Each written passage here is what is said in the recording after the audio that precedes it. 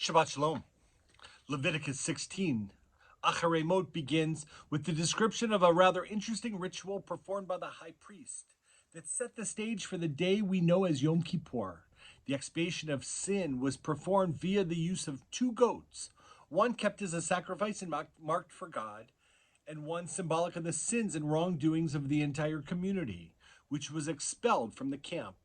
The ritual begins in the opening verses of Leviticus chapter 16. The goat that was expelled was designated for Azazel, who, according to some, referred to a demon whose job it was to entice people to sin. Only one of the goats was to be sacrificed. The second, marked for Azazel, is to carry all the sins of the Israelites into the wilderness.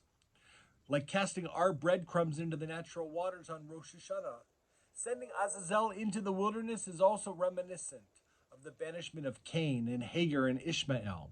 Biblical scholars translate Azazel with the first part of the name Az, meaning Aramaic for goat, and Azel, which is Aramaic, to go or to walk. A goat that goes away, Azazel. Or in modern translation interpretation, a scapegoat. Something that carries the blame for you. The important thing to remember is that it's not just on Yom Kippur, but every day that we must face our sins and recognize them in us. Just as Aaron let his sins go in this portion, so do we have the opportunity every single day to face our own imperfections and let our sins and our burdens go. We forgive and are forgiven.